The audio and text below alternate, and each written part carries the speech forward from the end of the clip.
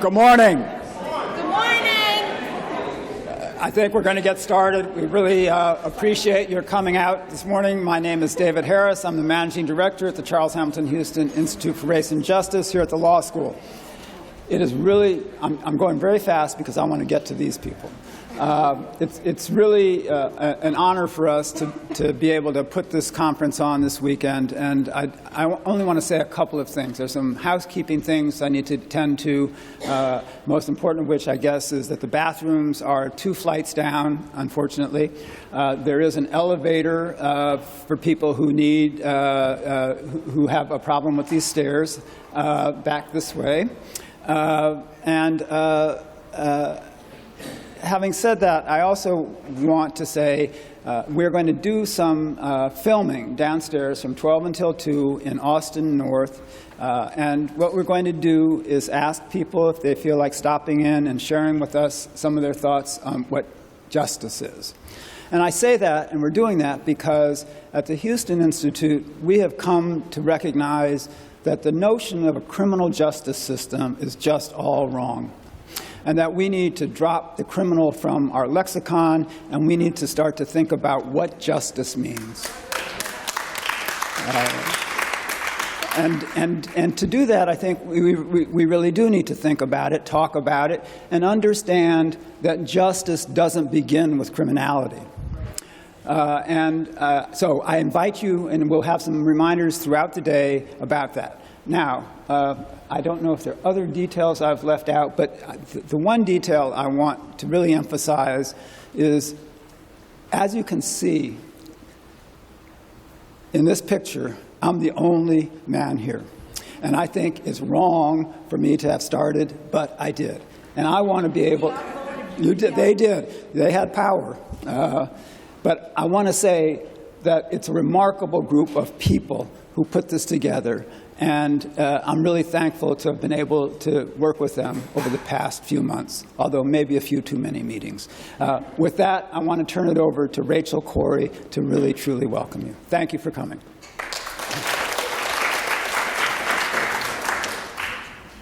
Hi, everyone. Thank you for coming. I'm Rachel Corey from the Criminal Justice Policy Coalition, and I'm really appreciative that you all are here. I just wanted to do a few other housekeeping things and then introduce some of my other colleagues. So due to unforeseen circumstances, we have a couple changes to the panels. The first one is on the first panel. Julius Jones from Black Lives Matter Worcester cannot join us this morning. He had a really great opportunity. And then also on the last panel, Veronica Morris-Moore from Chicago and the Buy Anita campaign, which I was really looking forward to, can also not join us today. So those are just the 2 corrections for today's panels. So I wanted to talk a little bit more about the title, Massachusetts and the Carceral State, and then the great team I got to work with. So we really wanted to name that it's the carceral state that we're talking about and not just have another conference on criminal justice reform.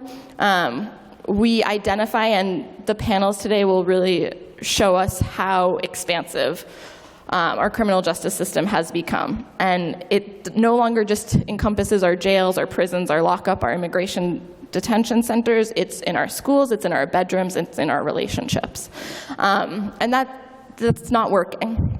And so what we wanted to do was create a shared experience that we could learn together and teach one another, and then hopefully move towards something that's already taking place in many different ways in the state already, towards a restorative and transformative justice system. So I'm really appreciative for you all being here today. And about this time last year, I started toying with the idea of a conference that really brought together the various entities working on justice in Massachusetts. And Prisoners Legal Services was like, oh, I think some other folks are working on that. And I was like, oh, great, like tell me who, where, what, when.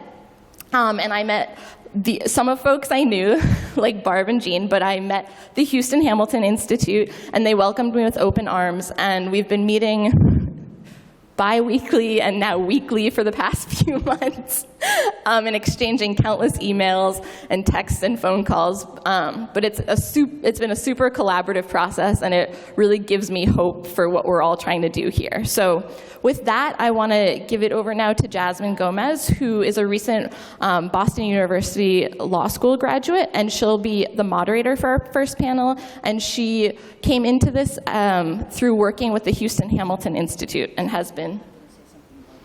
But first, we have Jean Traunstein. Okay, great.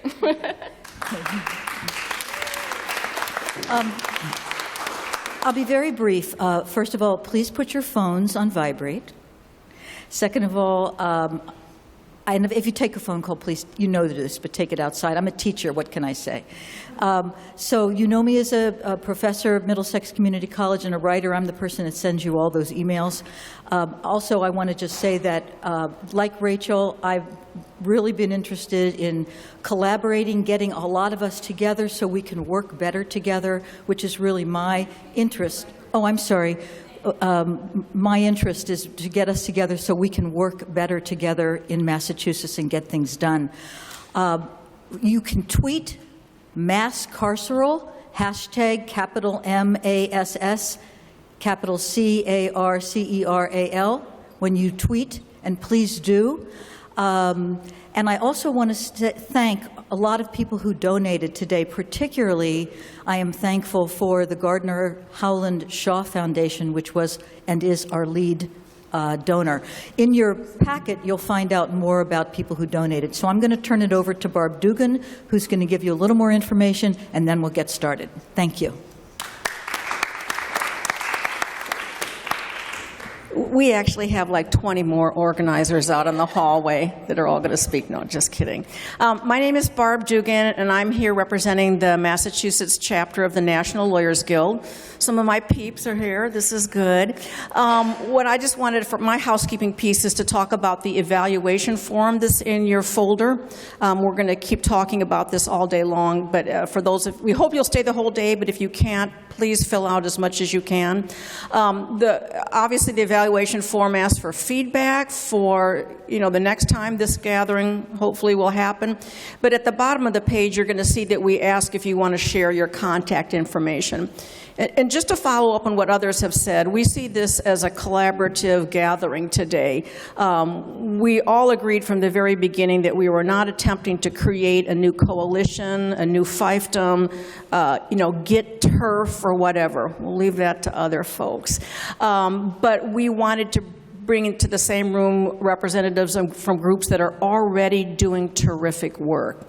So it's our hope that you will want to stay in touch. We're not sure what that format will look like, but that's why we ask for your contact information so that the good connections that are made today can go forward. Johanna?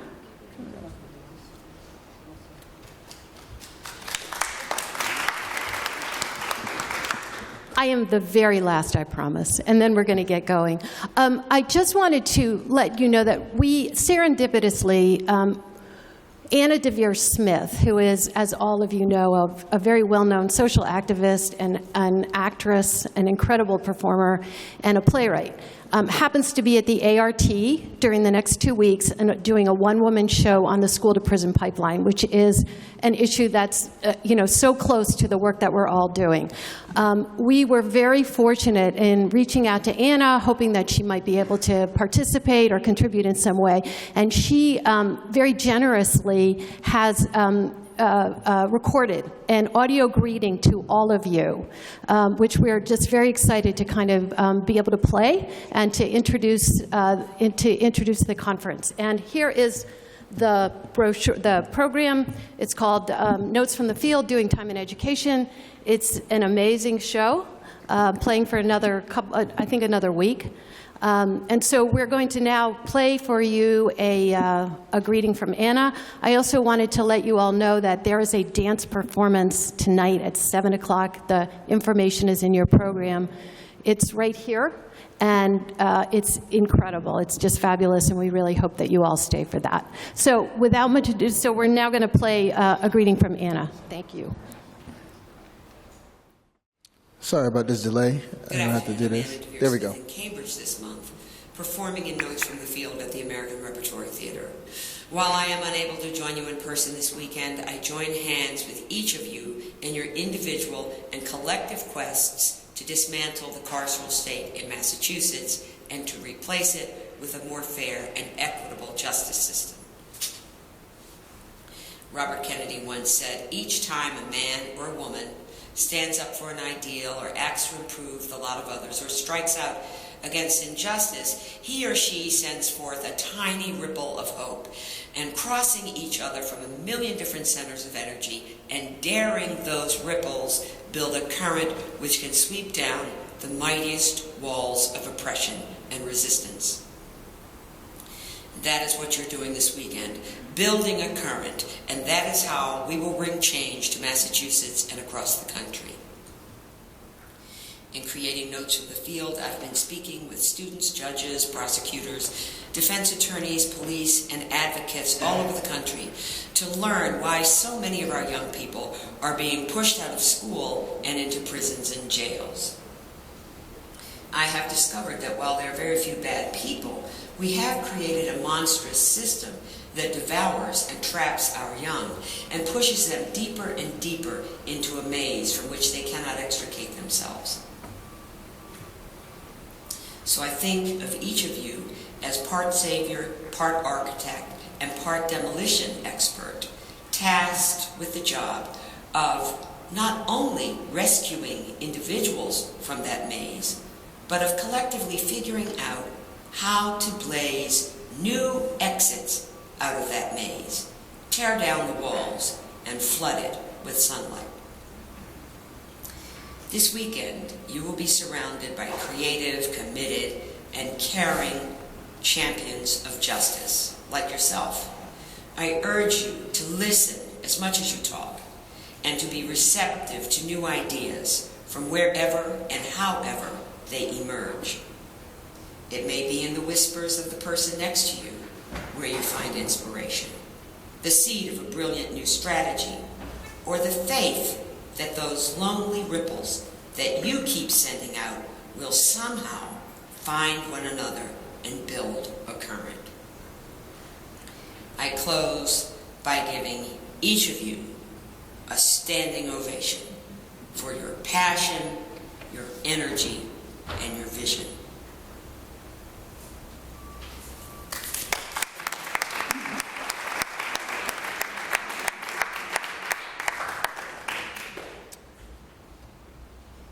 With that, I think we're going to begin, but I do want to say that I neglected one of the most important pieces of my introduction, which is to say that all thanks and praise go to Ernest Owens and Kelly Garvin for making all of this happen.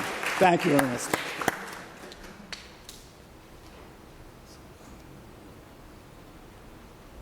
If I can get the people who were anticipating being on panel 1 to come up here right now, that would be awesome.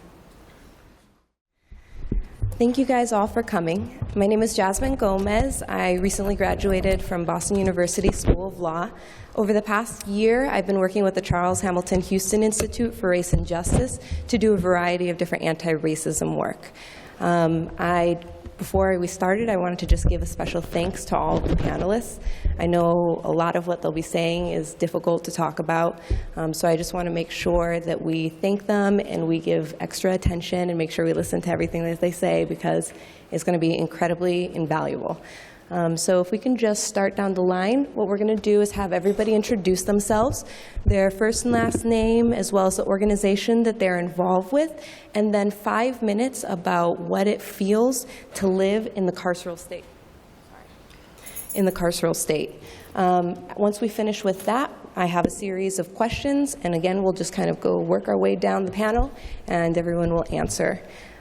So without further ado, we'll start with... Thank you.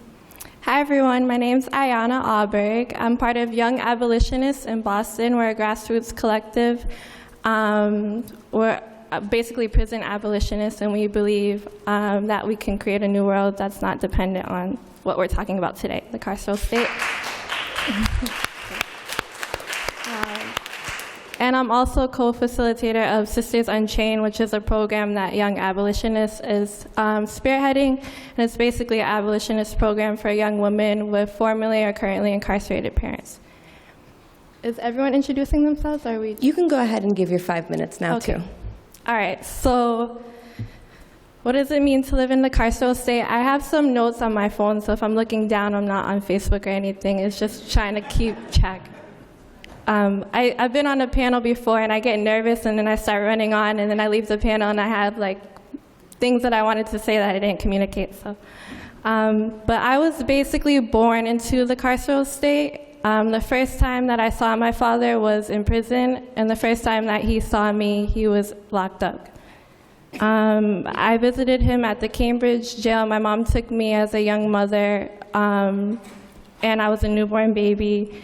And basically, my father has been transported from slave camp to slave camp. He started at Cambridge jail, and then he went to Rikers and Walpole, and his greatest, longest sentence was 10 years. So basically, he's been in and out of was in and out of my life all the way until high school. So he faced a 10-year sentence, and that was all the way in New Jersey. And I grew up in Cambridge, so immediately there's that distance.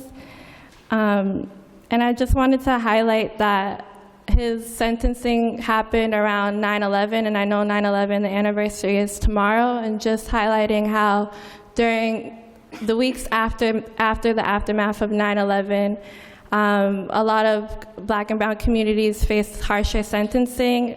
George Bush appointed U.S. Attorney Michael Sullivan to Massachusetts, and he basically was very harsh and was very harsh on sentencing, and plea bargains were really hard to come by. And my father was one of the first bunch of people to be confronted by his style of justice. So he had a 10-year sentence in New Jersey, and I don't know, I could talk a lot about my experience as a daughter, as an incarcerated parent, and how it felt to visit him in prison. But you know, in the climate that we're facing right now, yesterday there was a prison strike, which is incredible. I don't know if you heard about it, and if you haven't, it's basically being led by the Free Alabama movement and a bunch of other states across the country. The hashtag is End Prison Slavery, Strike Against Prison Slavery. You can look more about it on different social media outlets.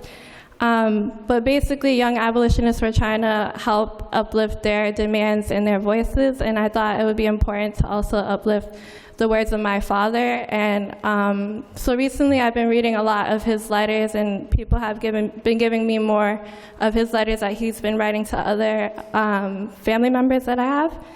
And in one of his letters, I wanted to point out that he said he is dead, and just that he feels like he's a breathing corpse.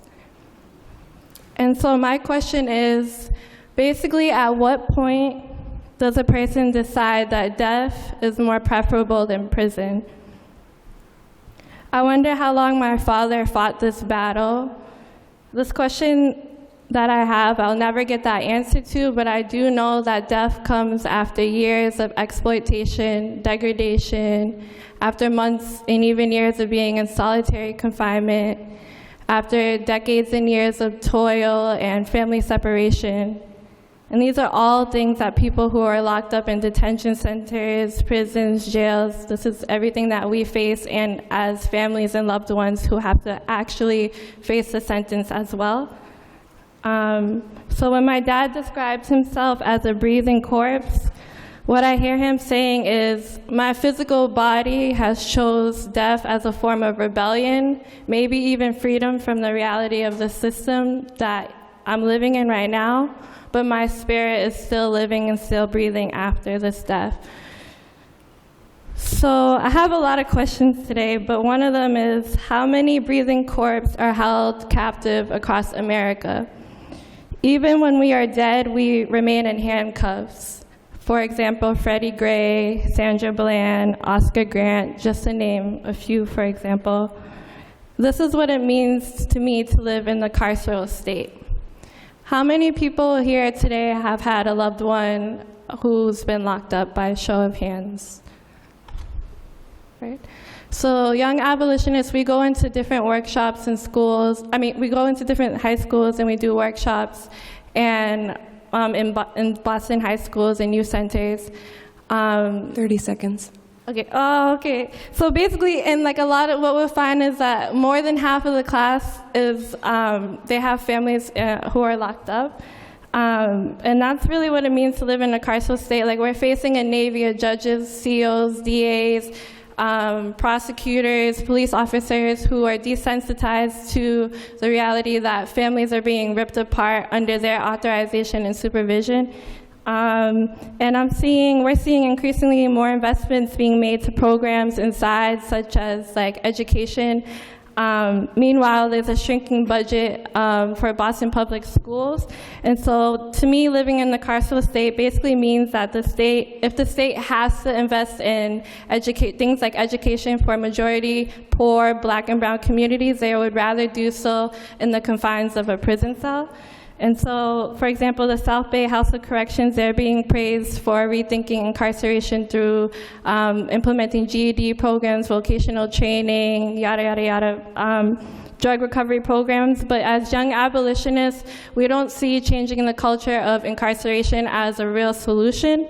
And so we're just here, like, basically to say no to detention and incarceration, and just that as long as there are empty beds, there's going to be a demand to fill them. So we're just here to say no to that.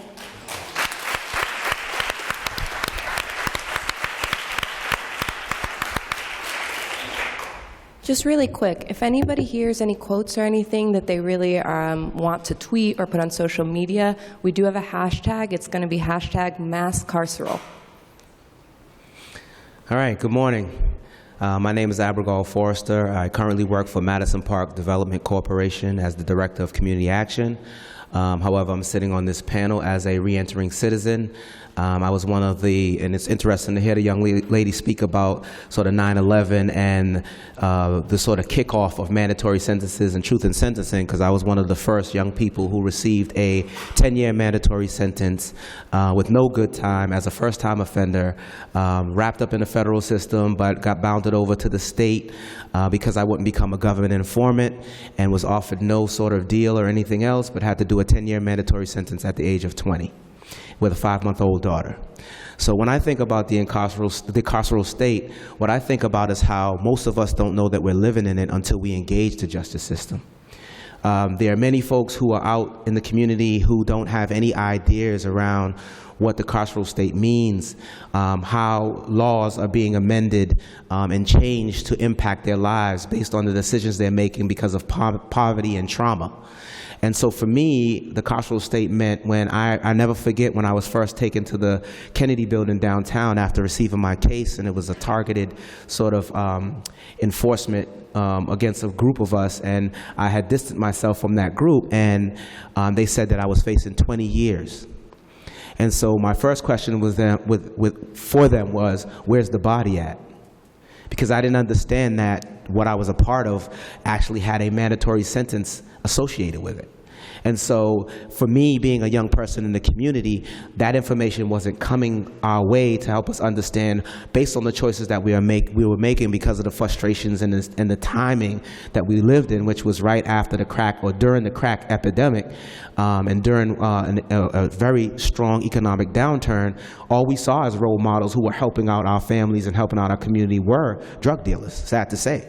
But that was our reality. Our role models as men and as adults were men who were in the streets, walking us to school, protecting us from other individuals in our community, and they were our role models. And some of them were shaping us up for the wrong things, which was deviant behavior, drug dealing, and other things. And so that level of ignorance was what I had to evaluate during my period of incarceration, was to really think about what were my values. How was I going to transform myself in the midst of a system that didn't really care about young people? Because that's how I felt. I felt like no one really cared about me. I never forget, and I want to share this one instant, where this gentleman that was cultivating me to actually get him a kilo of cocaine, and he was a Secret Service agent. And I never forget, I was telling him that my daughter was going to be born, and I just sort of moved out of the city, and I didn't really want to be a part of this life. And he put his arm around me. And he said, young man, don't worry about it. All I need you to do is get me a kilo of cocaine and we're good. Like, I'll walk away from you. Like, I just need your help right now. And I was 20 years old. And I said, you know what? And a good thing I didn't get him the kilo, because that would have carried a life sentence. But he put his arm around me, and I said, wow, when I ended up getting this case and started hearing about how the prosecutor talked about me, how the the agents talked about me, you know, it was like, who are they talking about here? Like, they don't even understand who I am as a young man growing up in poverty with the trauma that I faced, the friends that I lost. And I ended up, committing the crime, which I take full responsibility for. But what it told me was that I was a part of a game that was heartless.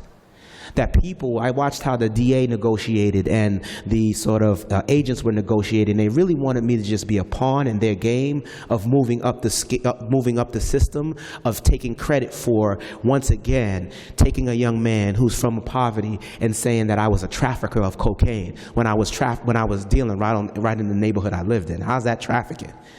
And then to only understand that there were other gentlemen who were forfeiting property and things of that sort who were facing 10 years and 20 years that only did 2 years. Some of them did no time. There's an article, I believe, in 1996 that I was a part of that talked about the disparities of sentencing around people who had forfeiture of property and how young men from impoverished communities were facing 20, 30 years in life sentences when the real traffickers were only doing no time or doing 1 or 2 years.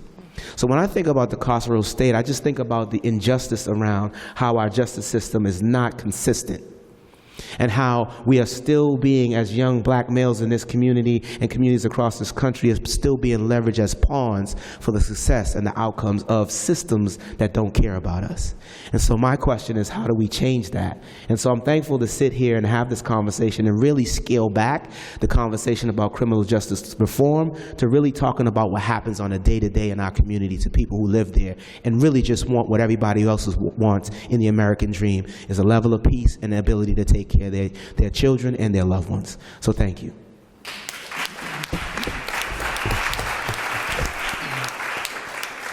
So my name is Cairo. I'm the lead organizer for the Student Immigrant Movement. We are a statewide group led by undocumented youth. I'm undocumented myself, and we do work around education, but really making sure that the community is educated on know your rights, on issues of deportation and what they can do to take action. So just a quick background, I came to the US about 14 years ago, and so it's really interesting what's it like to live in a carceral state to me, because for undocumented immigrants, undocumented youth, undocumented parents, the US is sort of like a big prison, right? We can't really get out, because if we get out, we can't really come back. And so whenever I think about the countless mothers and fathers and people that I have come across and that have called me and are like, my husband just got detained by this certain police station. What do I do? What do I do to stop his deportation? It breaks my heart because every day people are getting stopped for having a broken taillight, and then they're shipped off to a detention center where they're kept for months, and then they're deported many times to a country where they're escaping violence in the first place. And we saw that a lot with a lot of the Salvadorian migrants. And so it's really interesting to be here and to be able to see that happen day by day and to be in the front lines and see that day by day. Most recently, we just stopped the deportation of someone who was an undocumented immigrant from Kenya. And black immigrants are 3 times more likely to be stopped and to be deported than brown immigrants. And so personally to me, I also think about my mom when I think about the incarceral state, because every day she drives to work and without a driver's license, and every day she runs the risk of getting stopped and getting detained and getting deported. And we know the system isn't easy, right? Like, we know that laws have been put in place that criminalize immigrant communities, black and brown communities. And it's really, really hard sometimes, even with this election, right? Like, we hear Donald Trump say all these terrible things, but then you also, you're in a place with Hillary Clinton, whose husband, implemented the most anti-immigrant reform bill in the mid-90s, which is, it's always a long name. I always have to look it up, and it's the Illegal Immigration Reform Act and Immigrant Responsibility Act. I think I got that right. Which criminalized, immigrant communities across the country, right? Where 3 misdemeanors is already a felony, right, for a person. 1 misdemeanor for a citizen is not really seen as a misdemeanor for an undocumented immigrant. It's seen as a felony. So, there's always that difference in how the criminal, its criminal justice system, treats U.S. citizens versus undocumented immigrants. And so, every day we run that risk of getting deported, and every day it's a very psychologically traumatic experience. I remember being young, and little things as like we lived in an apartment complex, and whenever someone would come in to fix a toilet or something, we'd think it was ice, and we were 9 and 4 years old, and we'd hide under the bed. And so this is the things this is what's happening across families, across the country, where kids are growing up in this sort of system where they feel like they're not feeling protected, and parents are running the risk every single day when they go to work of being detained and deported. And while in Massachusetts, the rate is much smaller, go to Arizona, go to Texas, go to Florida, go to New York, which is nearby. People are getting detained, and they're getting deported, and they're getting sent to countries where they might not even know. And just one other fact that I just wanted to throw out there. There are about 265,000 queer and trans undocumented immigrants in detention centers. Oftentimes, they're treated in really terrible conditions. We've heard numerous instances of trans inmates not receiving the medication that they need. People obviously suffering sexual abuse and sexual harassment and sexual assault. So that's the reality that undocumented immigrants face, and I'm really happy to share this with you, and hoping that we'll challenge that together and fight to abolish it together. But that's what it really means to me. So thank you.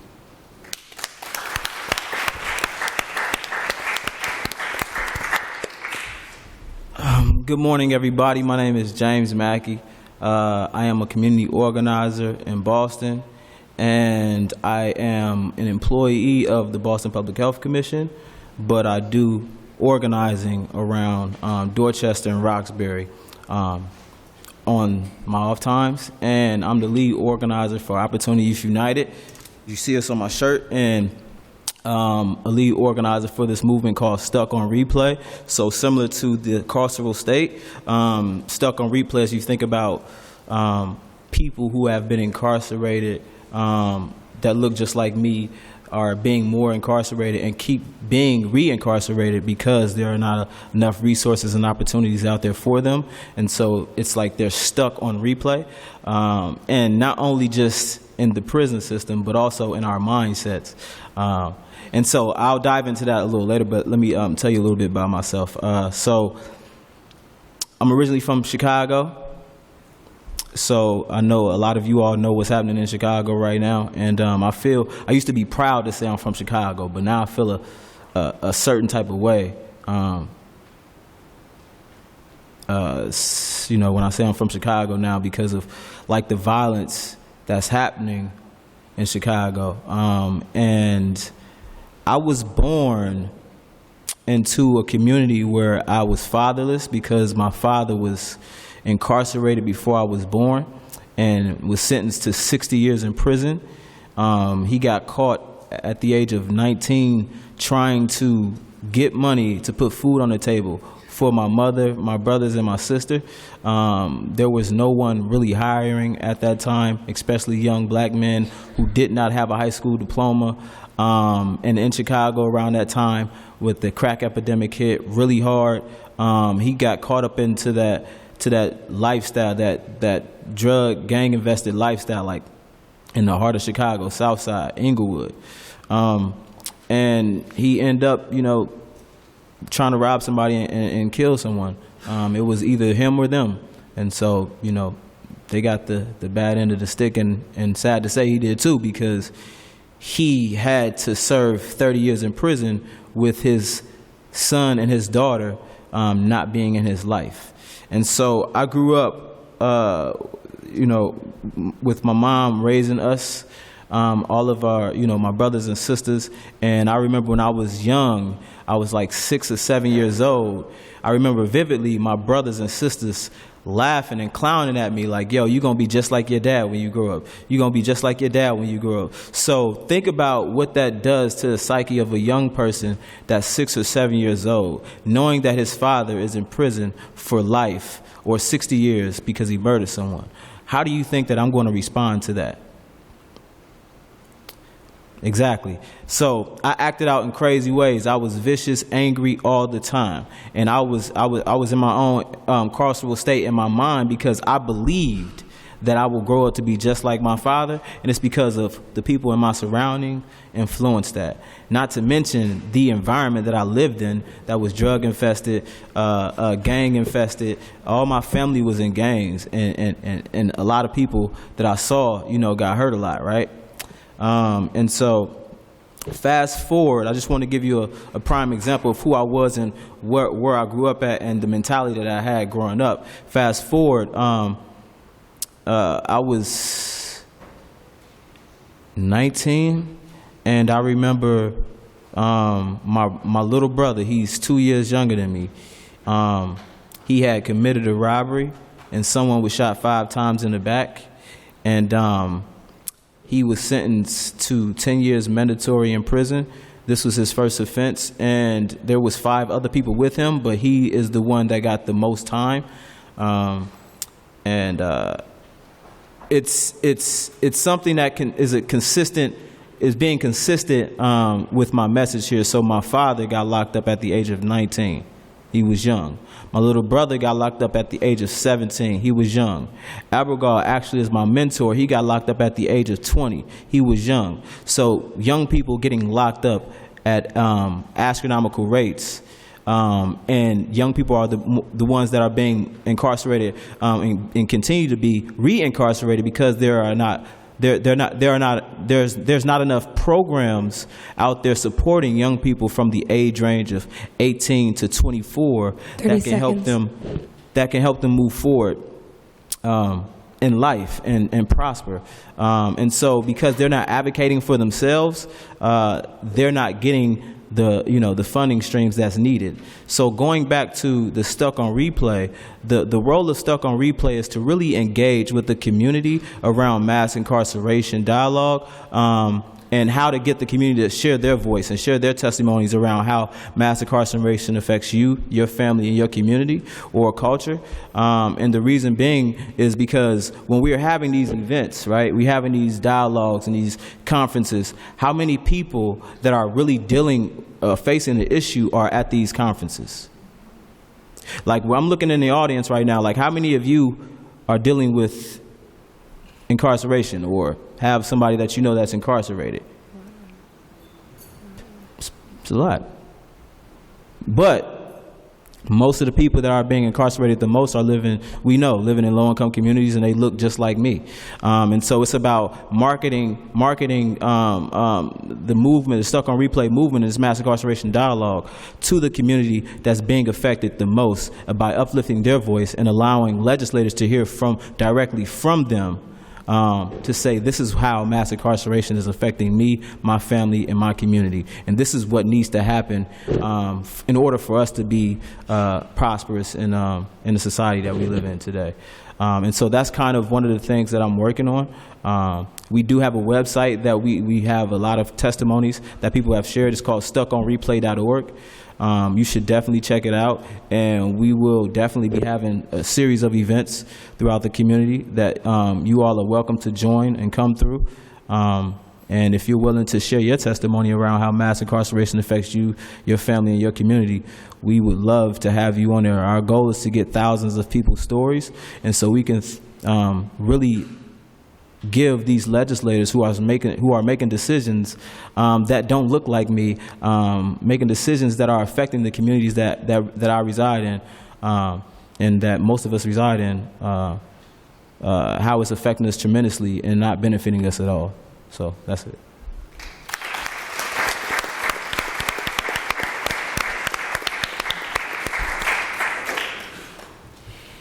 Hello, good morning. I'm Eileen Paterson. I'm a daughter, a mother, and a grandmother. And this is a challenge here for me to be here at this, on this panel.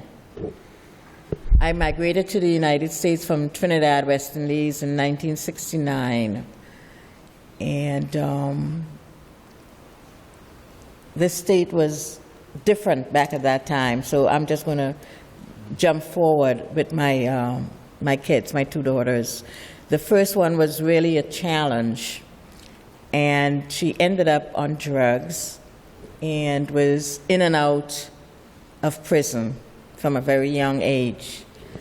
It almost seemed like a vacation resort that she would be going just back and forth, and I had no control over it. And that was not the type of environment that she came from, so it was very, very difficult for me. And one of her arrests was for armed robbery, which was in Springfield, where she had moved out to. And the weapon was a stick, and the car was really one of her, drug friends that she was driving around with. But with the public defender making her take a plea, she ended up getting 7 years for armed robbery. And I know that she got that time only because that woman was white. If that was a black person, I'm sure she would not have gotten 7 years because she didn't really hurt her. And that was like the beginning of serious trauma. While incarcerated at that time, she started cutting herself. And she has like probably 200 stitches on her body.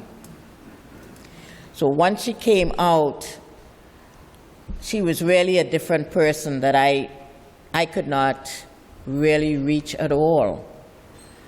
She did not live with me then because I could not have someone on drugs living in my home.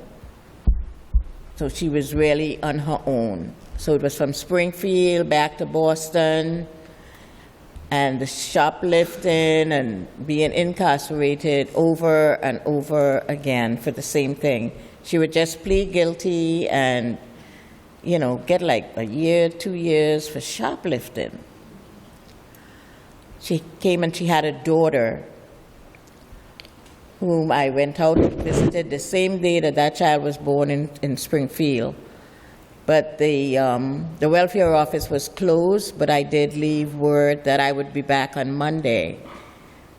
And I called Monday to find out what time I can get there. And that baby was already delivered into foster care. That was very traumatic for me because this is my first grandchild. And even though I am not pleased with the lifestyle that my daughter was living, I don't think that they had that right to take that baby and put that baby with strangers. I mean, I had no record, and I was a working person in the community. And I actually used to go out and visit. Every week I would go out to Springfield. And on one of my visits, the foster mother was talking about her job that night. And I said, "You work nights?" And she said, "Yes." I said, "Who takes care of my granddaughter?" She said, "Her husband." Well, I got livid. And I was at the welfare office that next morning raising hell. Well, I immediately got a court hearing and went out to court in Springfield, and I got, the baby that same day. And I raised her. It took me 2 years to adopt her. She's now 25. Her mother was never really a part of her life because she just in and out of prison over the years and this constant cutting and cutting. But last year, one of the judges that she went before remember her over the years, and she said, "Why are you still here? You are an intelligent person from decent family. I'm going to give you a chance this time. I'm going to release you to an institution that would deal with your health issues," because they never really dealt with the mental part, of her issues. It was always just the incarceration. And she was released to a nursing home. And I'm telling you, this is the first time that I have seen my daughter look like my daughter in like 20 years.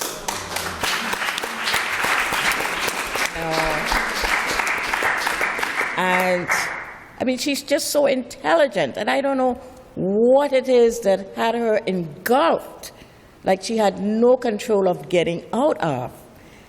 She's just so smart. And so now she is in a nursing home, and she says, "Mommy, I don't want to be here anymore. It's only old people here. And I feel institutionalized. And, I just want to get into an assisted living place." And she's doing everything online, doing all her searches and everything. But she's being turned down every place she applies because of her CORI. 30 seconds. So it's like, what can be done to help these women get back on track? I mean, here you have an example of a woman that's clean and is ready to live a better life, but there's no opportunities for her. She can't live with me because I am not able to take care of her, because she also has polymyositis and she walks with a walker. But it's not holding her back from doing the things that she needs to do to move forward. So, my question is, what can be done to help people that really want to help themselves? And what else can I quickly touch on? My grandson was murdered in 2008 on the MBTA bus in Mattapan. And as of this date, no one has been arrested.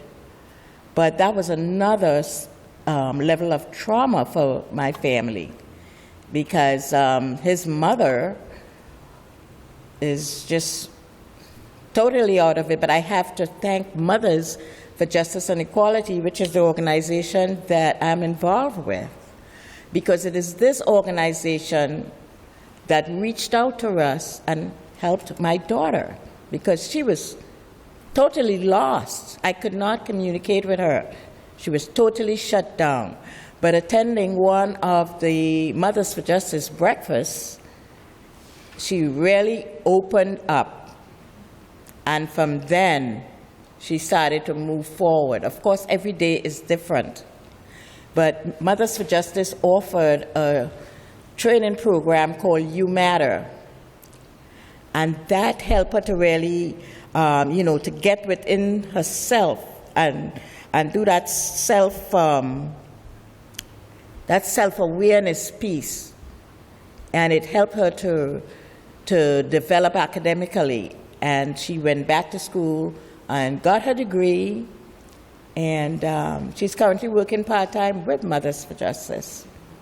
So I'm very thankful for the organization. And I think that I will end here. My 5 minutes is probably up.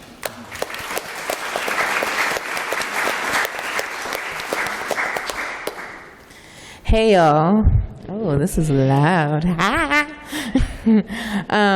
So my name's ShaeShae Quest, and I work with Out Now, and I'm a lead organizer for BLM 413 out in Springfield.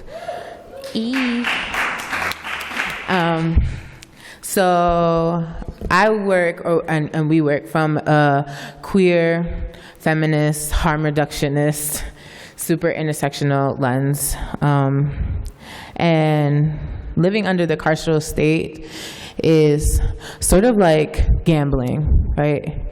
So it's this idea that today I get to roll the dice on this decision and just hope I don't cross paths with somebody who is going to shift the way that I can now navigate in the world. It's about not feeling safe when you live and grow up in the hood. It's about being criminalized at every turn, whether you are a good guy or a bad guy. It's about capitalism and white supremacy forcing us into underground economies and then arresting us for doing the one thing that they've given us options to use. It's about policing our bodies and the way we choose to navigate. I mean, when we look at the prison system, it is specifically set up to put black and brown bodies into modern day slavery. And we can see the disparities in the way that white bodies go through the system and the way that black and brown bodies do. We have white men who are out here doing unspeakable things and getting 3 months in jail. And we have black men getting arrested for driving without a license and getting sentenced for 60 years. That it's really just who is going to make the decision for how long I get to walk the streets free. It's about, the whole system is about stealing money from black and brown bodies, from already impoverished bodies. We were recently in court last Friday, and I sat and watched a young black man of the age of 20 be berated by a judge because his mother has MS. And he felt the need to berate this young man and tell him how pretty much worthless he was and how he wasn't a help to his mother at all, and what good could he be doing her running in and out of jail. The mother asked for a lower bail sentencing because she's obviously on a fixed income and can only afford so much. So she asked for $400. And the judge said, no, I think 5 is better. So he could use this woman's disability to berate this young man, to break this young man in front of a whole room of people, but didn't feel like that was deserving enough to honor the fact that she is in a position of not being able to have the money to get her son released. When we went out and spoke with her, she had only raised $300 and had asked for $4 because she knew they wouldn't give it to her for that low. And when they raised it to 5, she pretty much was outside sitting in despair, knowing that her son was not going to come home and he was no longer going to be able to assist her in navigating living her life. And luckily, with the care of the community that I had come with, we all were able to gather money right on the spot, and she was able to bring her son home that day.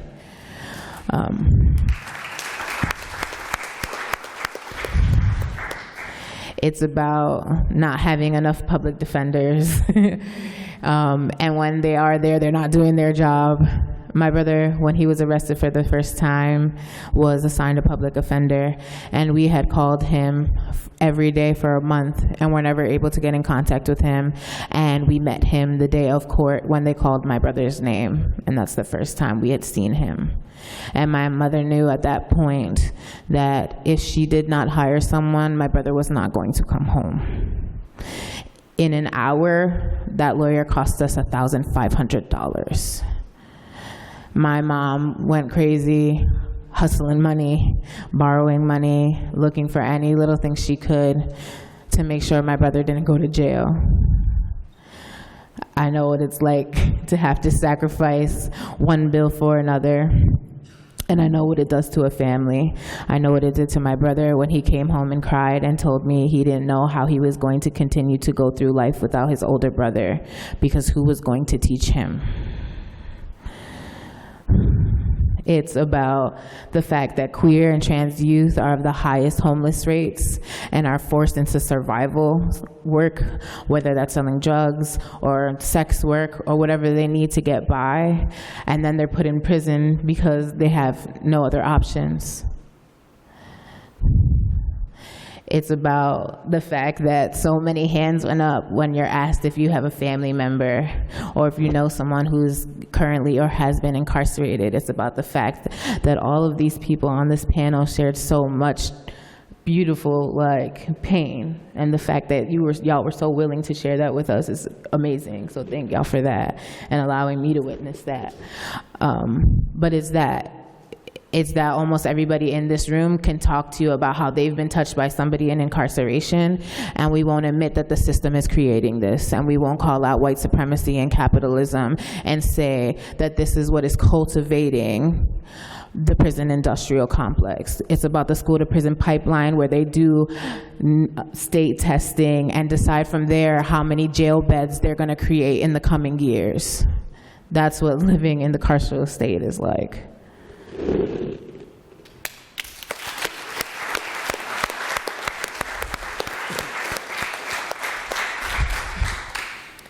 Do you feel safe in your own community? Why or why not? So when you first asked me that question, I thought about the apartment building that I live in and grew up in since I was a baby. And so this is a two-part answer. I would say yes and no. Yes, thinking of that community immediately. Everyone talks to each other. We all say hi to one another. We all kind of have this understanding that we're all in struggle. And I've watched my neighbors, they're really vocal about what they want, what they need. And they organize food pantry programs, and we're really in it together. We look out for one another and our children, and it's a very safe environment. But over the years, I've watched that safety net that we're creating, and I really believe in that community building aspect, and that's some of the work that young abolitionists that we're really trying to push forward and trying to create those type of safety nets without relying on the state, such as police, for example. But I've watched that safety net kind of just start to rip apart very, very fast, and for two reasons is gentrification and incarceration. So with gentrification in our apartment building, there's just, we're facing every few months, we get letters of rising rents, and people are just leaving or being pushed out. So displacement is a big component of it. And then just noticing the people and the faces that I would see around, and that would make me feel good and I'm in a safe area, just go missing and not know where they are for periods of time. And it's not that they went away to college for 4 years, but in fact that they were locked up for some time, and then they come back into our community. And I just noticed the shift of just who they were before they went to prison, and then how they come back into our community, and just understanding that when you go into prison, I mean, every person is different, but most times I feel you come out worse than what you went in for. And prisons are just basically here exporting violence into our communities. So I think that, I do feel safe in that immediate community that I go home to, but it's fastly just that safety net is falling apart because of gentrification and mass incarceration.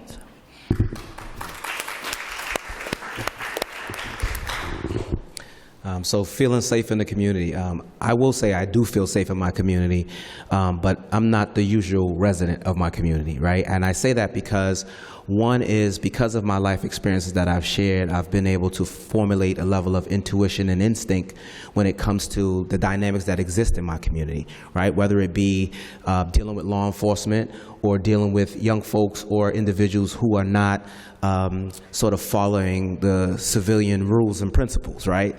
And so I'm talking about both sides of the fence. And so I've learned, and because of my experience, how to navigate that. However, there are many of young people, when I think about myself and even in sitting on this panel, I think about this young man who was, I started out playing tennis at an early age. I was ranked in tennis. I passed a test to go to one of the top schools in the city, which was Boston Latin Academy. I was an A student. I got the honor roll every year from 1st to 5th grade. I never missed an honor roll. And so what I asked myself when I ended up incarcerated was, how did that young kid who was an A student go from there to end up running the streets, committing crimes, and ended up with a 10-year mandatory sentence. There was something wrong there. And what was wrong was that I didn't have one of the basic principles that I learned in undergrad, getting my psych degree, was the protective factors that I needed as a young man growing up without my father really present consistently wasn't in place. So I had to start making decisions in my community that would allow me to handle my first priority, which was to feel safe. You know, I remember being chased for my sneakers. My mom, we're from the West Indies. My mom used to love to dress up her son, but she didn't understand how by dressing up her son, she was making me more vulnerable. She was making me a target for young kids who didn't have what I had. So when I wore those Nike sneakers and I was walking to school, I would get chased every day. I had to fight to keep those sneakers on my feet, right? So when we talk about safety in the community, but I also understood as I grew up that that was a psychology that existed around self-esteem issues that other young people had about sort of how we have a system that says you are not valued unless you look like this, or you wear these sneakers, or you have this shirt, right? And today I think that we're promoting that more and more and more in the minds of our young people. And so when we talk about crime and feeling safe, we have to also talk about what is the psychology that is existing in impoverished communities that make people feel like they have to take something from someone else. They have to leverage and hurt someone else and take away the safety of someone else in order for them to feel good about themselves. So when I think about the question of whether or not I feel safe, yes, I feel safe. I feel safe in my community because as an adult, as a grown-up today, who's gone through some things, who's had the police officer's foot on his head on the cold concrete, who's dealt with police officers slamming me against a car and not knowing why, but who's also dealt with people that I thought that looked like me that I could trust also taking advantage of me and chasing me for my sneakers, and understanding that I had to learn how to navigate that. I do feel safe today because I understand how to sort of talk to and speak to those young people who are on that pathway and who are thinking like that. And I'm out of the age range where I'm a usual suspect, right? So there's one, we talk about 18 to 24, but that's the age in which most young people who haven't gotten what they needed in the formative years start to act out. They act out the trauma, they act out, the fact that they feel like they need to have a place in the world and they don't know where that place is, so they start to act out, right? But once you get out of that sort of like 25, you get a little older, you're able to not be the usual suspect. So, you almost like what we say in the community is like you get a pass. And you start, so you're no longer in that age range. And you also have the opportunity to start making some decisions for yourself. The ultimate question, though, in asking whether or not you feel safe is, will you make it out of that 18 to 24 range? Because many of us at the age of 17, we were preparing to die before 21. Honestly, like we didn't see any, if we made it past 21, like I remember saying to myself really quickly, like all I wanted to do was be able to be 21 and buy a beer. I was like, if I could just not have the guy in front of the liquor store have to cop for me to get a beer, like I'm good. And when I was 21, I got my first ID, which was W51478, which was my con number, with a 10-year mandatory sentence. No one could have told me that was going to happen to me.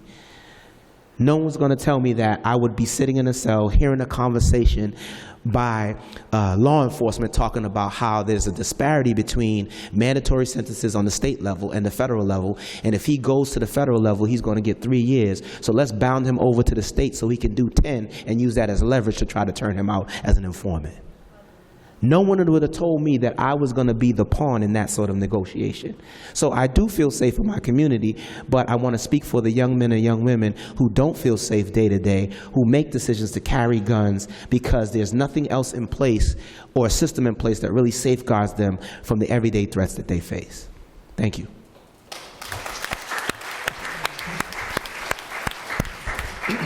So, I don't know if anyone knows where Marlborough, Massachusetts is. Yeah. So, my parents really picked that town because there was a huge Brazilian population, right? Like Framingham is a huge Brazilian hub. And so we moved out there when we first came to the U.S. And for a number of years, I would say that now I feel safer in my community. And I think there's a privilege of doing this kind of work that empowers you, that gives you the knowledge, right? And so there's more of like a privilege to doing this, but I quite frankly remember growing up in a community, predominantly Brazilian community, and constantly being afraid of ICE being down the street, right? So there was constantly issues of having an ICE SUV, and I don't know if anyone knows what ICE stands for. It's Immigration Customs Enforcement. You know, there would be times when there was a family being detained right down the street from us. There would be times when we were threatened by neighbors that, you know, that they would call immigration on us. And so when you're constantly living on that, right, and we, you know, Marlboro is 35% to 40% immigrant, and 60% just, you know, Caucasian, white, and like 1% black and 1% Asian. And so it's a very small town, and it's very divided. And if you go to a certain side of town, you can clearly see the divide. And that is the part of the community that is most criminalized. They have a police, a branch of the police station in the community. And that is where, you know, a couple years ago we had a huge drug bust, and almost everyone was a person of color.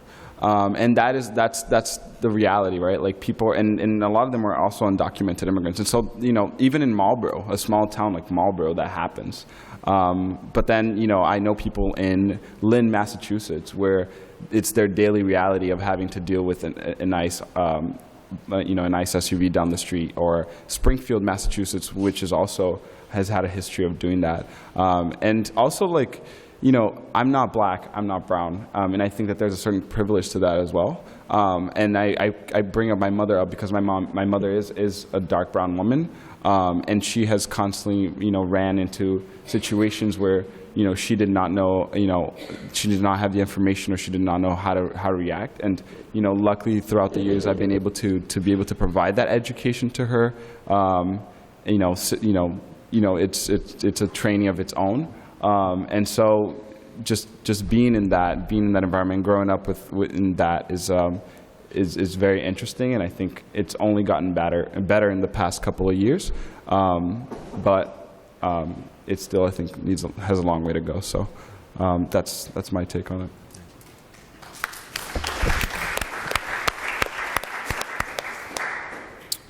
So I grew up in 3 different poverty-stricken neighborhoods, you know, in my 30 years of living, from Chicago to Columbus, Ohio, and here in Boston. And one of the things, so I'm very observant. I observe a lot. I people watch, and I pay close attention. I learn from what others do, so I know what not to do. And I remember when, you know, my little brother got locked up when I was 19. And then a year later, my stepbrother was killed due to gang violence. And it really hit me that if I was to continue to live the lifestyle that I was living in the streets, thugging and selling drugs and stuff like that, and gangbanging, then I would be a product of the prison system or in the grave. And I started to not think about myself. I started to think about my mom, who had relapsed due to the fact that my younger brother got incarcerated. She felt like it was her fault because the gun that was used in the robbery was her gun. So that being said, when my little brother had got killed and I wanted to change my life around for the better, I decided that I would stop doing all of the negative things that I was doing in the community and start to be a product, a positive product of the community. So what I did was I thought about selling my gun, and I sold it just to get myself back into school because I didn't complete my high school diploma at the age of 20. And so I was really in that drug-infested gang lifestyle, and that's when I had to shift it when I see 2 brothers, one to the prison system, one to the grave. Now going back to how does this relate to me and my community, and me living in 3 different communities of poverty-stricken neighborhoods, is because I had an opportunity to really observe how the communities were and how people reacted and acted in those communities that I lived in that looked just like me. And the reason, so a lot of the people were angry, upset, mad, frustrated, and you can't blame them when you're trying to work 9 to 5, or when you got a father that's locked up, or when you got a brother that you just seen get shot, or when you don't have a access to opportunities or better jobs or education, and when you you just out there just struggling, and these systems that are in place that are working effectively for the privilege, and you don't have as much access to it, when you have policing you more than ever and just on a consistent basis, and when you have people that are have that carceral mind state that they're stuck in this environment and that's the lifestyle that they're going to live, and that's just who they are. Anger and anxiety is what I saw. But because of who I was and I transformed my life around, I was able to see something different, and I was able to travel around the country, and I started to see in different places where a lot of privileged people were at. I seen people smile, I seen people happy, I seen grass that people laid in and just relaxed and had a good time. I seen healthy food. I didn't see McDonald's. I didn't see fried chicken places. I didn't see food deserts. There was amazing food places everywhere. I seen wonderful, beautiful playgrounds. I didn't just see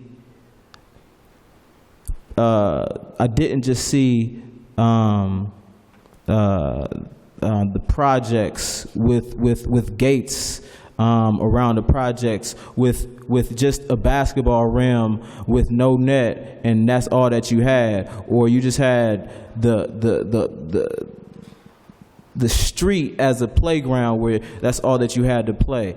And I'm saying that to say that I do feel safe in my community, and it goes back to my lifestyle of what the environments that I used to live in, and the people I used to hang around, and the reason why I feel safe is because I used to be the ones that used to be angry and upset, and so now I want to shift the dynamic and be more positive in my community, because rather than walking around angry, I at least try to walk around with a smile and greet people. What I see in the white neighborhoods, I see police officers speaking to community members. I see community members speaking to one another. I see neighbors working collectively with one another. I don't see, different hoods or people on the street corners going at it with each other because of a color or a street name or what have you, right? And those are the things that I grew up around. And so I'm saying that to say that I had the best of both worlds of having a different experience, to be outside of the poverty-stricken neighborhoods that I live in, to see something different and to really watch how people interact with one another. And I started to mimic those same things that I saw from the privileged neighborhoods. And I started to, love my people. And when I did that, people looked at me different, and I got more respect, and I felt more comfortable of who I was, and I felt more comfortable in my community and my environment.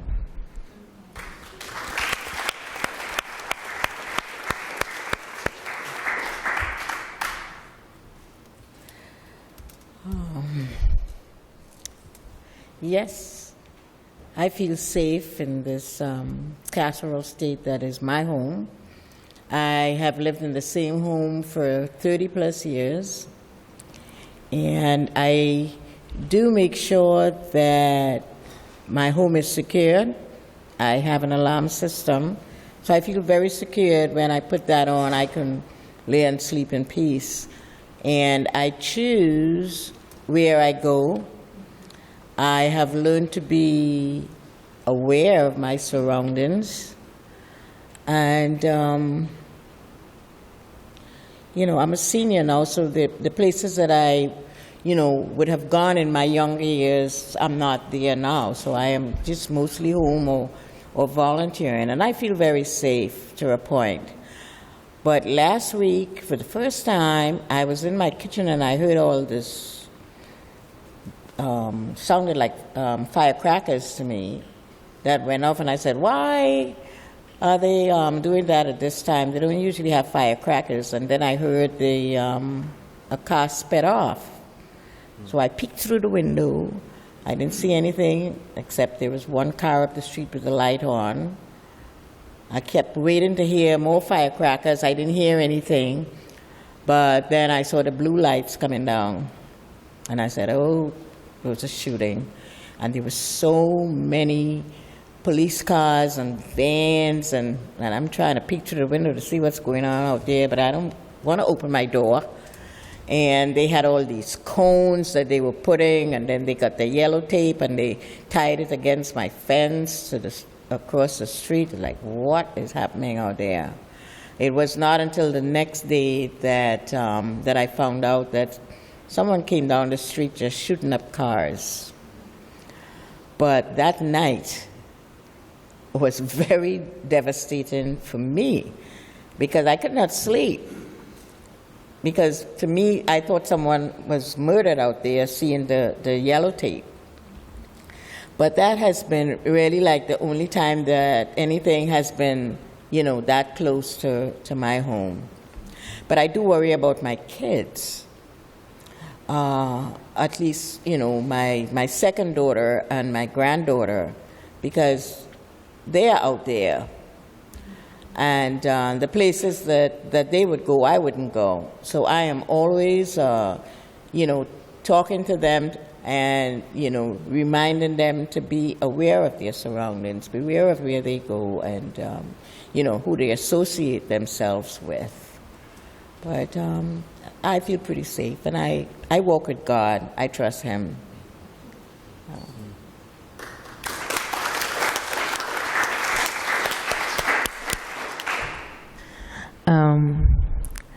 So I don't feel safe. I think I'm the only person who just flat out don't feel safe on this panel. And honestly, I think it's really interesting that I feel the safest in the hood.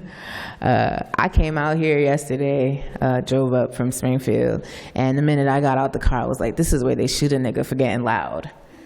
Yeah, I did. I was like, I was like, let's go hotels right across the street. Ain't spending out no time outside. I'm not doing it. Because I like my life. Because I know what to expect in the hood. In real talk, like, I'm not afraid to walk down my street, but I get real scared when I see them blue lights. I start digging for my ID. I start looking for my things, and then I'm like, well, if they want to shoot me, they're going to shoot me anyway, so why am I stressing? And I think it's really interesting how we talk about this being modern day slavery, right? Like the prison industrial complex is modern day slavery, but we won't call out like the police being modern day slave catchers. Like we're not gonna, they come from the same house, it's the same tools, they just look different and they got pretty uniforms now. But that is what it is.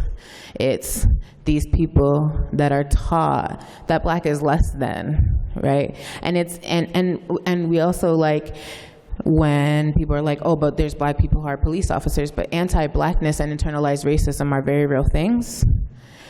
And once you go blue, you're always blue.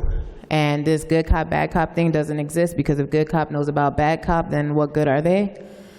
And I think we keep funneling, like circling around this idea, but really we just have to call a thing a thing.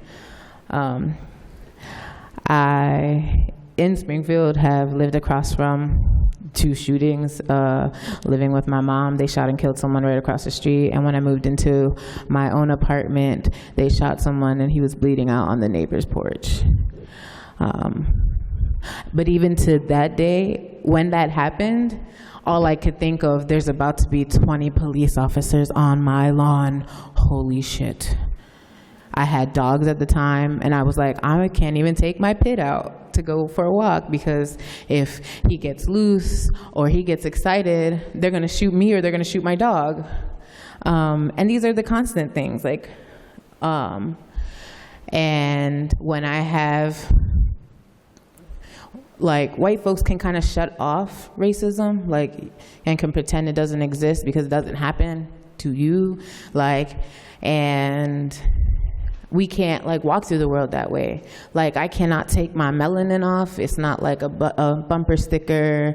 It's not like a t-shirt. Like I walk around like this with racist white police officers. When I got arrested last April for the Black Lives Matter protest, afterwards, I had cops giving me head nods and dirty looks when I would go to the corner store. I had cops posted outside my mom's house.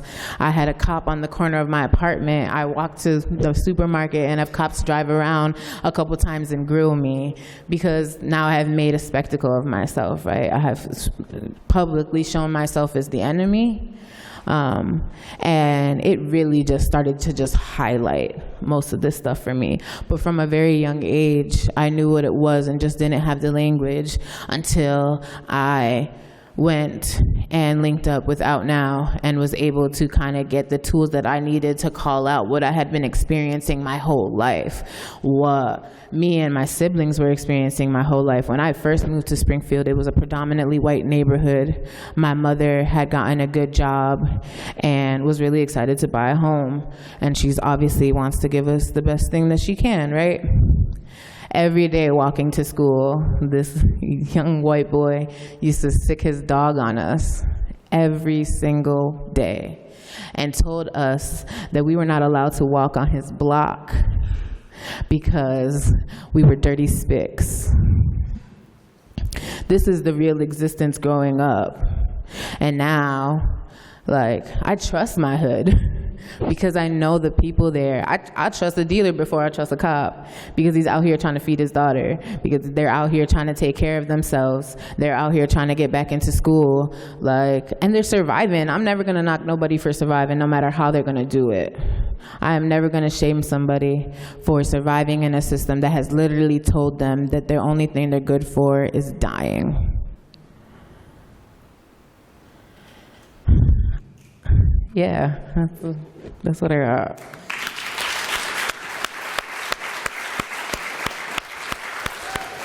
We're getting close to the end.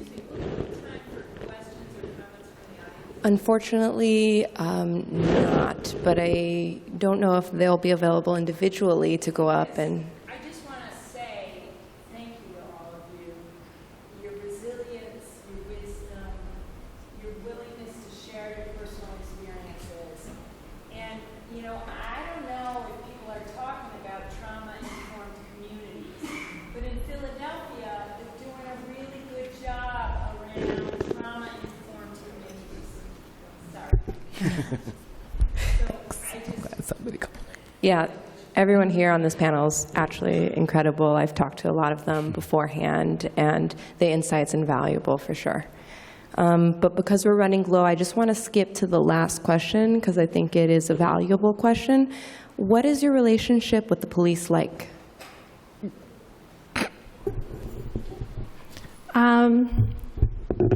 So yeah, I don't talk to the police or anything like that. And at Young Abolitionists, we do a lot of workshops around like the history of the pigs and just putting a historical context to, like ShaeShae said earlier, how they are modern day slave catchers.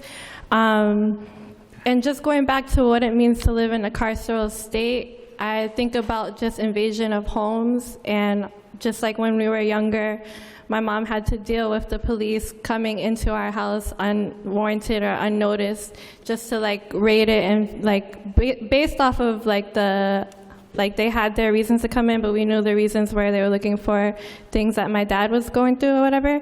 But just like putting us in a complete zone of unsafety and just being powerless. I don't know. I grew up, my dad always told me not to talk to the cops or anything like that.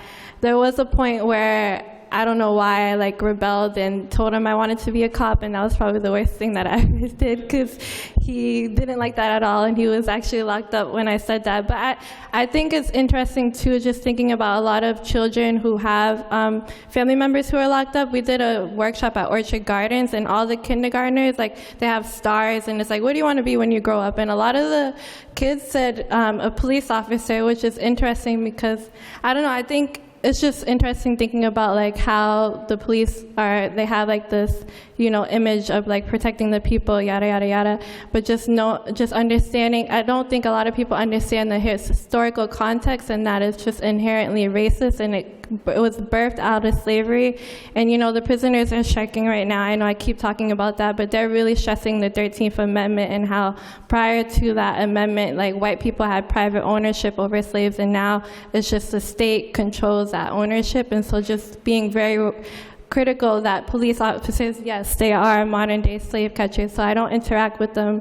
And I don't think we should. We should push for cop-free zones and really try to figure out how we can hold each other accountable.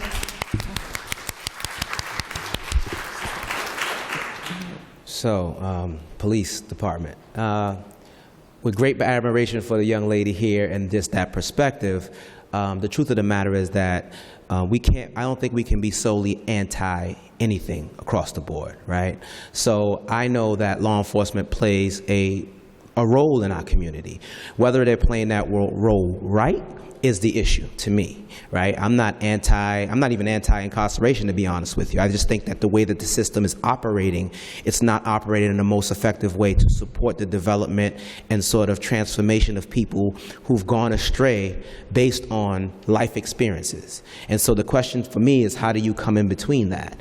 I don't never want to take the position that I think that most people would take with everything that we talked about here about folks having a history of incarceration, such as myself, and holding me accountable and saying that I am someone else because I've been incarcerated. I don't want to do that to police officers. I don't want to say that just because there is a history of slave catchers, they are slave catchers as well, for two reasons. One is I have two police officers who live in my family. I have a sister that's a police officer, and I know that she's always meant well by our community. There are young folks and people who have come up to me and told me that they've been pulled over by my sister, and she's had to put handcuffs on them, and she had an empowering conversation with them that has helped them move their life to the next phase. So I know, having a sister who's a police officer, that all police officers are not in the space with the intent to do wrong by us. So I don't want to take that position or even come off as if that's my position.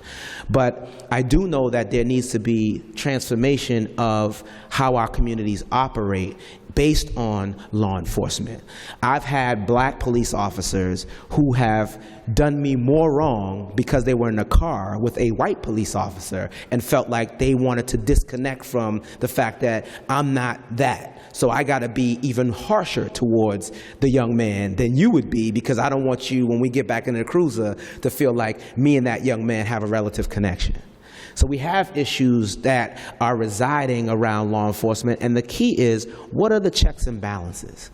I don't think that we have enough checks and balances in place in all of the institutions that we have, whether we're talking about the prison pipeline and how our schools are operating dysfunctional, that have black people who are overseeing some of the deliverables in those schools, and our black children are still not getting what they need, whether we have law enforcement that's out in our streets that are not willing to wear body cameras so they can be held accountable, whether there are prison systems where when the sort of 9 to 5 shift ends and the 5 to sort of 9 in the morning shift comes on, there's a level of abuse that takes place because there isn't cameras that can hold them accountable in that system for what they do.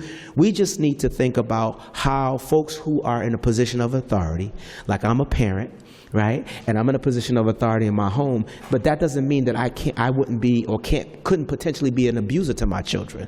If my wife is not paying close attention to what I do and I don't pay close attention to what she does, then there's an opportunity where by a blind eye, our children can be abused.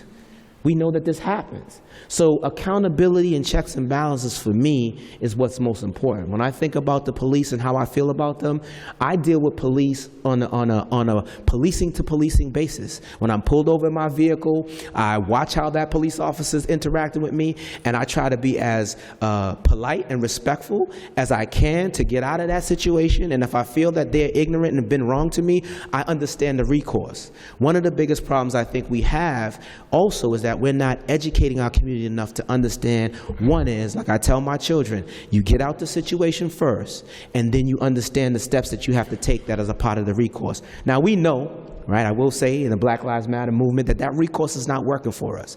So the question is, when we think about rooms like this where the advocacy needs to happen, I think a lot of what we're talking about police has a lot to do also with the court systems.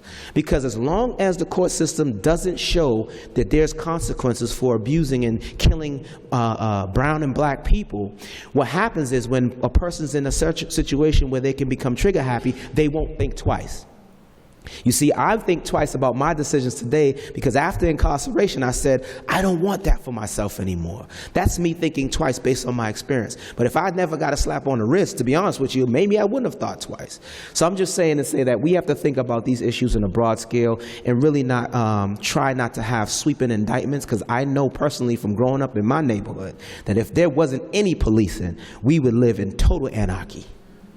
Because there are my people who look like me that at the end of the day, if they know that a cop is not present, they're going to rob me, they're going to do everything. So that means that I got to strap up, and then there's no justice because there's no self-defense laws. So now if I turn around now and I strap up because there's no police and I shoot somebody who's trying to rob me, they don't care about whether or not I was on the side of self-defense. They're going to give me 30 years. They're going to give me a life sentence. So we got a systematic problem. That's all I'm trying to say. So as far as police are concerned, I mean, I'm not going to give a sweeping indictment. I trust certain police officers. I will utilize law enforcement when it's needed to be, and I will follow up because I'm educated enough now to understand how to engage this system. How are we going to begin to bring civic engagement back into our schools and for the lives of our young people and our communities so they can understand what civic engagement really means and how to hold our systems accountable for what they're not or what they are doing. Thank you. Just so you guys are aware, we're actually about over time on the panel. So if we want to give 30 seconds just for everyone to kind of briefly talk about, have any reactions, response of what their relationship is like with the police. So, more recently, thanks to Governor Baker, police in many cities across the state can work with local ICE departments, and that has worsen the relationship between immigrant communities and police departments across the state. Over the years, I think certain police departments have made really big strides in trying to work with immigrant communities and making sure that there's a trust. But it's very hard to trust a system that is meant to operate the way that it does, that it is broken, right? And I think you touched on a lot of that, on the need to create a system that is accountable, that the community creates, right? Because there needs to be a system of accountability, right? I think that it's not working. I think that it's really hard to trust the police when they collaborate with ICE. Mm-hmm. And it's really hard for example, moms, right, who are suffering domestic violence at home. We've had a lot of instances where husbands beat wives, and then instead of telling the police, they're afraid to tell the police in fear that they will get deported, right? And so I think that's a problem in its own. It's a structural problem, and I think, and honestly, I'm not carrying a lot of your words because I totally am down with you on that. That we need to reform a lot of stuff. We need to abolish a lot of stuff, and we need to create a system that works for communities of color. So I'm just going to pass Thank you. Just quick.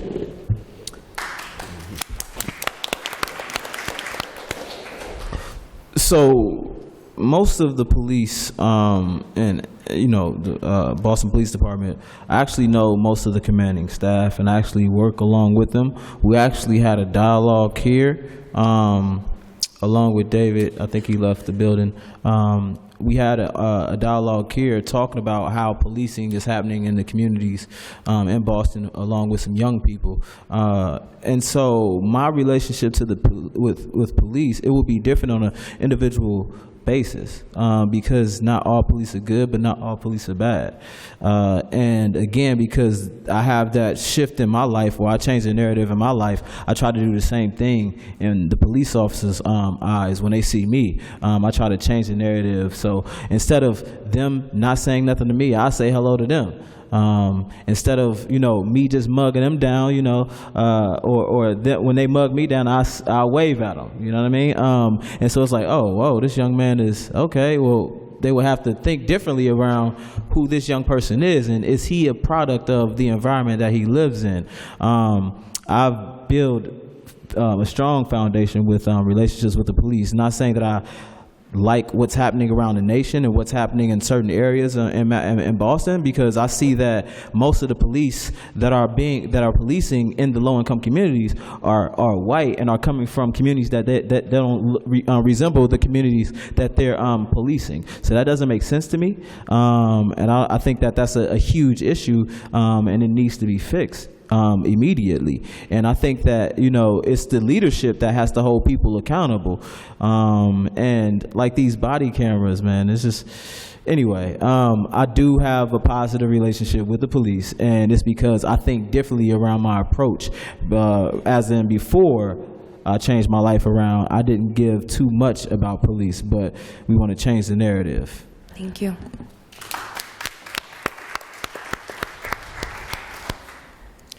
I grew up respecting the law, and I still do today. I have a pretty good relationship, you know, with officers, in that working with Mothers for Justice, we interact with them. They would attend different events that we have, and during the summer we had a STEM program, and some of the officers came in and spoke with the kids to try to make them feel more comfortable with them, and you know, that was very rewarding for some of the kids. But I know that in every career there is good and bad. I noticed something not last week, but a couple of days ago when I went to vote. As I was walking in, there was an elderly man walking out. And when I got to the steps, the police officer, a young woman, probably in her 40s, she came out and she yelled out to him, "Hey, you, come here." And it's like, what did that old man, you know, do for her to be to speak to him so condensing, you know? And I went inside, and she later came in with the man and was speaking to one of the attendants. It was something to do with his voting. I mean, this was just a civil conversation. Why did you have to be so condensing to this man? Why be so disrespectful? You know? And the place was empty. It was not like it was busy. There was no one in there now but me to go up in line. And I had to wait for her. So when I got up to her, I said, "Do you ever smile?" You know, because she has this really mean face. She pretended not to hear me, and she didn't respond. Knowing who I am, I said it again, and I said it louder. "Do you ever smile?" Well, by that time, everybody was looking and smiling now, and then she just burst into this big smile. I said, "Look at how beautiful you look. Have a blessed day." You know, and I left. There was no reason for that. So it's almost like a power thing, you know, an ego that they are trying to feed some of them. You know, but you can't say that for all, but, you know, there was definitely a power thing with some of them. They just, you know, want exercising that power that they think that they have. But, you know, I thought it was very disrespectful. But all in all, I do have a good relationship with them. Thanks to Mothers for Justice. Thank you.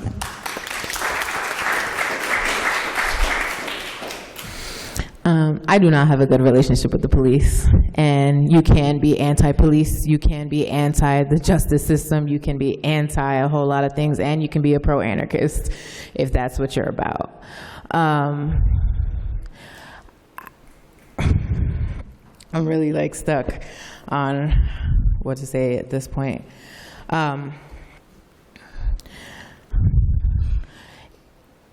There have been 6 activists killed in the span of 24 hours in Ferguson, found shot dead in their cars with their cars on fire, right?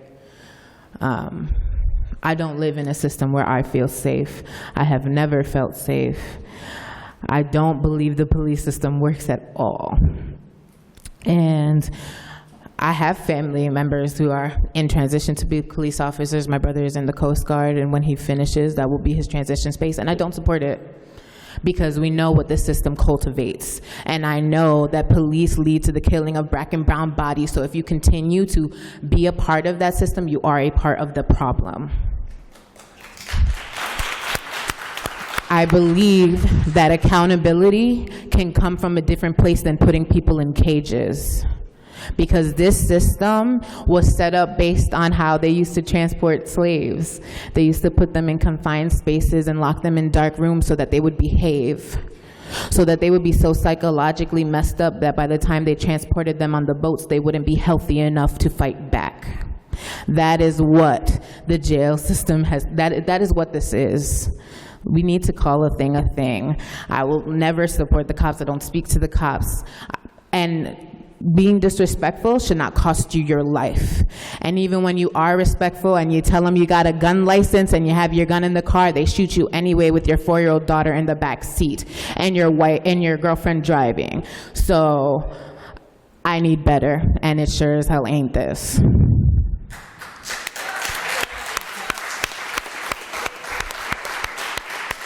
So I want to give a really, really round of applause for all of the panelists. They've been incredible sharing their stories. Because this panel went over for good reason, David is going to go ahead and just start with the announcement, or maybe somebody else will. Okay. And we're going to start with the next panel right away. And so if you need to go use the restroom, feel free to do so. Make it very, very quick. We're not going to actually have a break, so we're going to just jump into the next panel, where we'll have a really prolonged break for lunch. So thank you guys again.